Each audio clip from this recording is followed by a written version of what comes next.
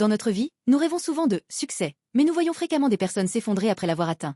Des entreprises qui prospèrent alors que les familles se brisent, ou des individus qui montent en grade pour finir par tomber à cause de la cupidité. Le point crucial n'est pas comment on l'obtient, mais comment on le gère. Le véritable caractère ne se révèle pas quand on n'a rien, mais quand on a tout, c'est-à-dire par notre attitude au sommet. Israël a fait tomber les remparts massifs de Jéricho et s'est retrouvé face à un immense butin. Pourtant, Dieu a donné un ordre strict, le hérem. Ce terme signifie « chose vouée » ou « destruction ». Il s'agit de ne rien prendre pour son propre gain mais de tout mettre à part exclusivement pour Dieu. À ce moment précis, Israël devait accomplir deux choses. Rejeter la cupidité en ne touchant pas aux richesses devant ses yeux, et tenir sa promesse en protégeant Rahab la prostituée et sa famille malgré ses origines étrangères. Cela nous montre que le but de la conquête de Jéricho n'était pas un simple accaparement de terre, mais la démonstration de la sainteté de Dieu. Plus important que la victoire elle-même est la personne à qui vous en attribuez la gloire.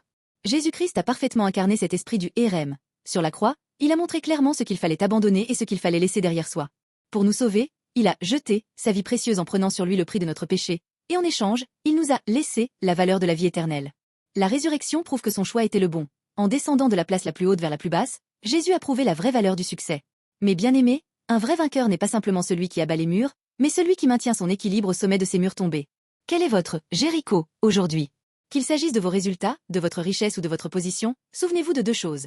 Gardez la confiance en ne trahissant ni votre foi ni vos promesses envers les marginalisés, et prenez garde au poison de la cupidité. Même si vous avez l'impression d'être l'auteur de votre réussite, lorsque vous la reconnaissez comme venant de Dieu, ce succès devient une bénédiction, et non un désastre. Prouvez votre valeur au terme de votre succès. Le monde applaudit vos accomplissements, mais Dieu observe votre attitude après les avoir atteints. Cette semaine, je vous bénis pour que vous deveniez de magnifiques vainqueurs qui prouvent la sainteté de Dieu au milieu des valeurs chancelantes de ce monde.